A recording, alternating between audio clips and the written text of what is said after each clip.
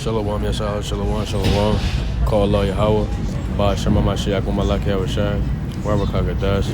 Atazawan Kabal Kabam, Miskoin Wa. Kom Yashah Allah, Ahaba, Tamakim, Wa Akwa.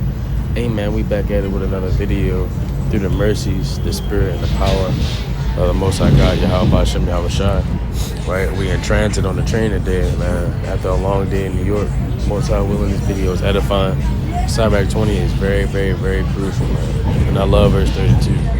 Let's get to it. Sirach chapter 20, verse 1. There is a reproof that is not comely. Again, some man holdeth his tongue, and he is wise. So sometimes holding your tongue is wise, man. You understand that? When you can hold your tongue and you can realize how to have a decent conversation, or you can realize how to speak a right word in due season, right? That's when you become wise, right? Holding your tongue sometimes is wise, right? It's a time for everything under the heaven, and sometimes it's not a time to just blurt out your damn mouth and run your mouth all day, right? Things don't get done that way, right? You're wise when you hold your tongue. It says, it is much better to reprove than to be angry secretly. He that confesseth his fault shall be preserved from hurt, right? So it's better to reprove or to make a brother knowledgeable of something he may have done. It's better to make a brother knowledgeable about something he may have done rather for you to keep it in secretly. Because one, you kind of just edifying yourself. You edifying yourself because the next brother didn't get edified by what you knew he did wrong. Two, you holding on to that's bearing a grudge, man. Or you holding on to whatever it is that you see other people doing, man, that secret is gonna boil up. Just like we talked about in the last chapter, and it's gonna blur it out, right? Like that fool that we talked about in the last chapter, right?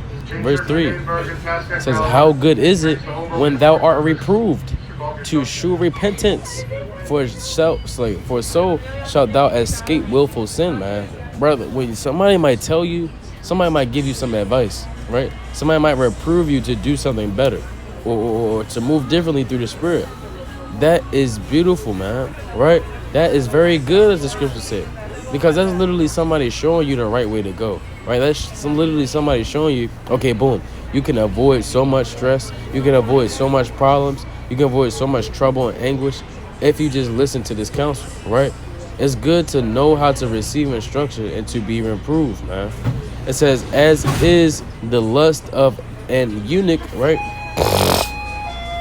It says, as is the lust of a eunuch to deflower a virgin, so is he that executed judgment with a violence, right? So a eunuch, in this context, is a man that hasn't used his private member, right? Or in total context of the whole Bible, a eunuch is a man that do not use his private member, right? So a eunuch, right, who hasn't used his private member yet, he's just lusting to get his first rocks off, right? With a woman that has to get her first rocks off, right? It's just a whole contentious environment, and this man is ready to get the hell off, right? It says, so is he that executed judgment with violence, right?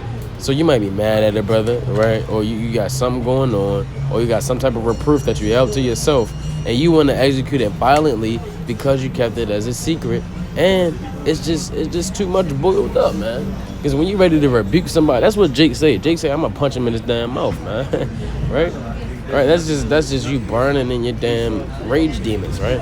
Verse 5 says, there is one that keepeth silence and is found wise, and another by much babbling becometh hateful. Nobody likes that brother that talk all damn day. Nobody likes that sister that talk all damn day and do not shut up, man. You become hateful, right? And it's not everybody else's fault. You just don't know how to hold your tongue, right? You don't know how to have a decent conversation to speak, you know what I'm saying, and then to not speak. Or how to have a conversation to, just sometimes you don't gotta just say every damn thing on your mind, man, right? If you're having a conversation, say the things that's meat for the conversation, right? Let's go to Proverbs. Let's go to Proverbs chapter 6 and verse 20. Proverbs chapter 6 verse 20, it says, my son, oh, that's not what I want. That's not what I want. Where did I want?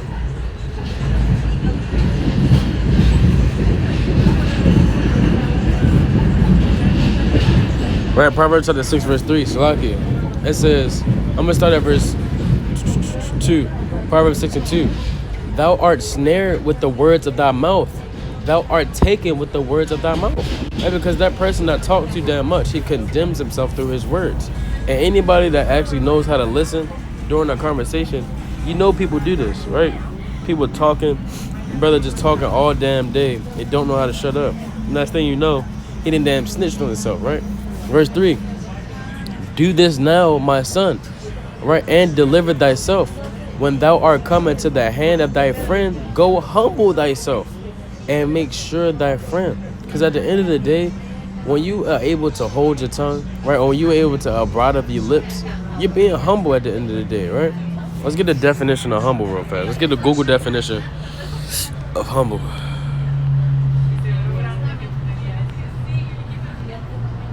Right? The Google definition of humble says, having or showing a modest or low estate of one's own importance, right? So your own importance is being shown as modest or is being shown as a low estate. So being humble in context of having a conversation, meaning, okay, you got a million things on your mind that you just want to talk about. You just want to talk about a million things, right? But that's not being humble if you literally check off that list and you kind of get halfway through the list and be like, oh, wait, I was about to say something else.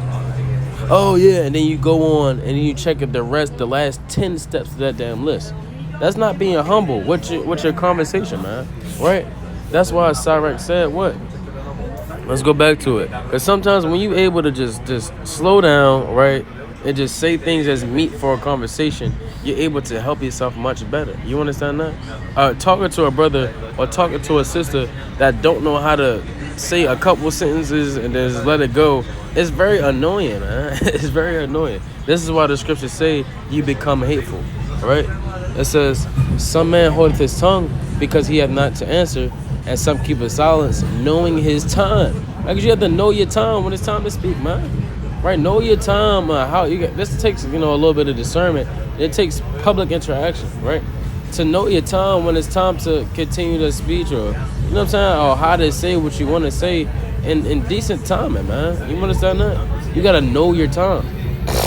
It says, a wise man will hold his tongue till he see opportunity, but a babbler and a fool will regard no time, right? So you're considered a babbler, right? You're considered a fool when you just talk somebody's head off, or when you just continue to talk and the person that you're talking to has no chance to respond, so you're just talking to your damn self.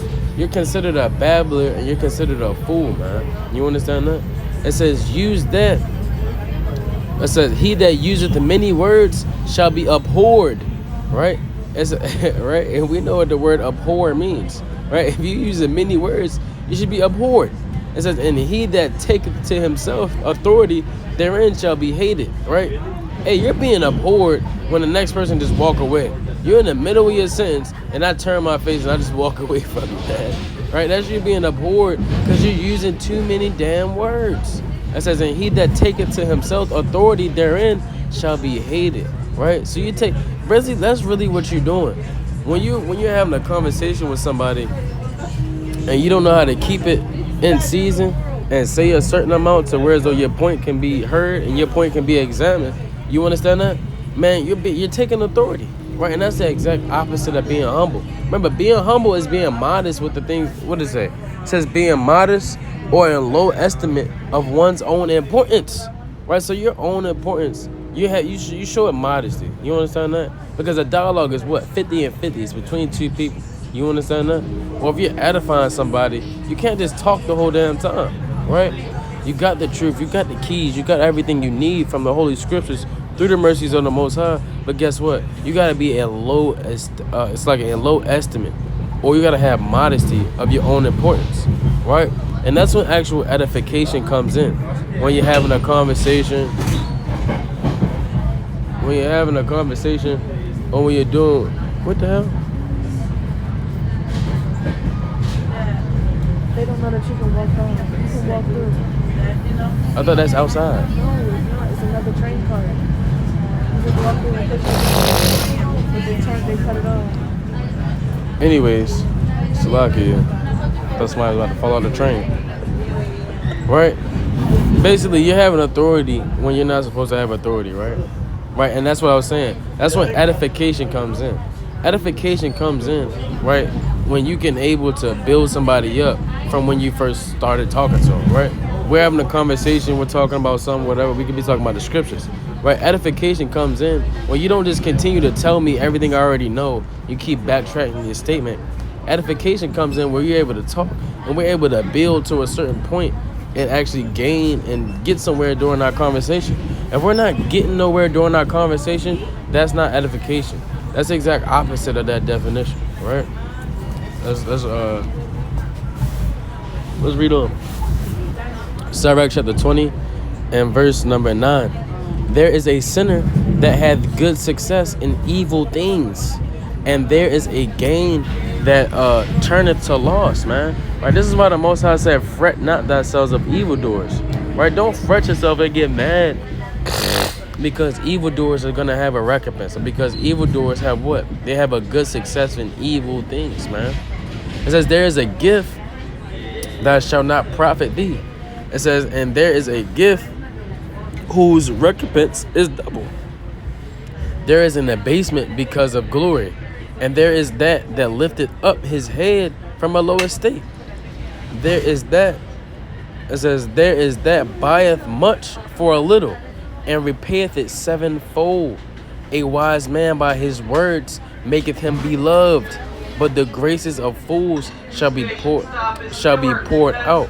Right? So what this is saying is, boom, you can have a gift, right? And your gift can be modest. Your gift can just not even be on the front lines.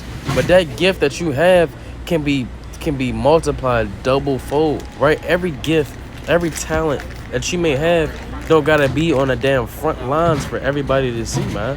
Right? Some things are behind the scenes. Like when you're having a conversation with somebody, you don't need to have I need a napkin. You don't need to say everything in the damn conversation. All right? That's how you're able to receive that gift double fold, right? Okay, it says, let's read on. It says, there is that buyeth much for a little and repayeth it sevenfold. Right, so like I already read that. Right, verse number 14. The gift of a fool shall do thee no good when thou hast it, neither yet of the envious for his necessity, for he looketh to receive things for one. He giveth little and upbraideth much. He openeth his mouth like a carrier, or like a crier. Today he lendeth, and tomorrow he will ask it again. Such an one is to be hated of God and man. That brother that's just not sincere. You can give something today, and tomorrow you're gonna ask it back, right? Today, hey brother, you trying to let me get a bag of chips? Yeah, I got you. Here go your bag of chips. Tomorrow, you remember yesterday I gave you that bag of chips, brother? Try and give me like 2 bags of chips real quick, cause I'm real hungry. Nobody likes that, man, right? That's exactly what this is going to. It says they call that a damn Indian giver, right? You give somebody something and they want double back, or you give somebody something and they want that same thing back after you just gave it to them, right? Right, it's kind of off calling it an Indian giver, but right. Anyways, let's read on. It says, the fool saith, I have no friends, I have no thank for all my good deeds, and that it's like, and they that eat my bread speak evil of me. How oft and of how many shall he be laughed to scorn? For he knoweth not aright what it is to have, and it is all one unto him as if he had it not, man. Right? So you're a fool when you don't understand the gifts and the talents that you have. Everything does not have to be on the front lines, man. Just because you might be doing good, or you might be receiving good, or whatever good that you may have, just because it's not on the front lines, that don't mean you don't have it. That don't mean you don't have it. You understand that? Right, the Lord, we went over that in Sirach chapter 12 and verse 4, right? The Lord literally said, him that is least to be expected, that's who the Most High is going to raise up and put on top. You understand that? That's who the Most High is going to raise on top. So you got to understand, when you see a brother, when you see a sister, and remember we went over the definition of meek as well, right? Meek is that person that is in need of something. You understand that? So So you see that brother or that sister, she's not on the front lines. She's not. He's not on the front lines. She's not on the front lines. She's not popular. He's not popular. Or whatever. Nobody would expect that much of him. And guess what? That's who the Most High is dealing with in His own counsel, man. So just because you might not have everything on the damn front lines, don't mean you don't got of it. And that's something a fool gonna say, right? I ain't got no friends because I got all these things going on. I got no friends, man, right? That's something a fool would say. Verse 18: to slip upon a pavement is better. To slip upon a pavement is better than to slip with the tongue. So the fall of one wicked shall come speedily, man. Because guess what? When you slip on the pavement, may have like a little scratch, may have a little scar. Guess what? That thing can heal. But sometimes when you say certain words, these things take centuries to damn be healed, right? They tell you that in the world. When you speak something, it's in the air and it's in the air forever, man. All right, that's what they tell you in the damn world, right? It says, an unreasonable tale will always be in the mouth of the unwise. The wise sentence shall be rejected when it cometh out of a fool's mouth, for he will not speak it in due season. It says, there is that is hindered from signing through want, and when he taketh the rest, he shall not be troubled. There is that destroyeth his own soul through bashfulness, and by accepting a person's overthrow himself, right? So when you you keep bashing yourself because you talk too much, right? Or you ever respect the person, which is a sin, you're going to overthrow yourself, right? It says, there is that It says, there is that for a bashfulness promiseth to his friend and maketh him his enemy for nothing, right? Because let's get that definition of bashfulness,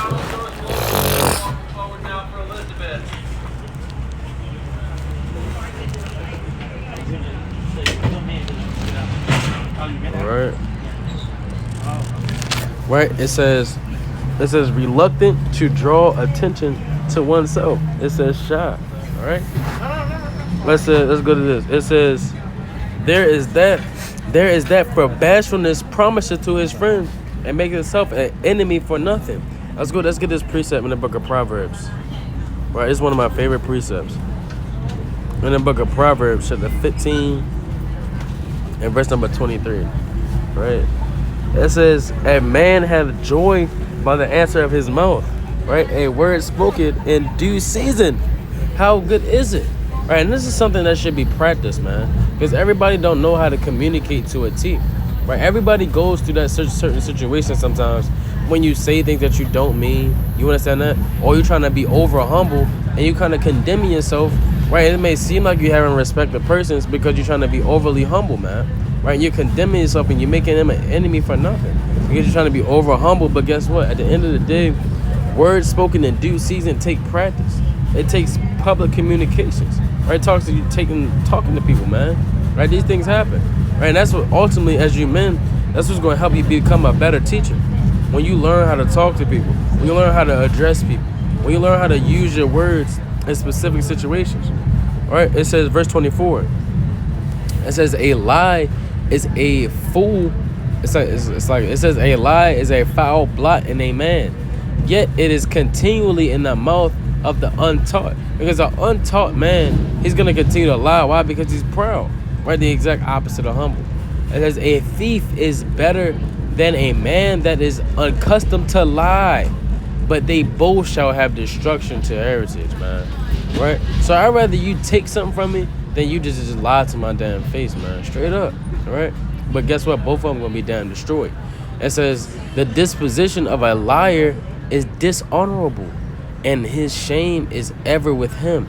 A wise man shall promote himself to honor with his words, and he that hath understanding will please great men.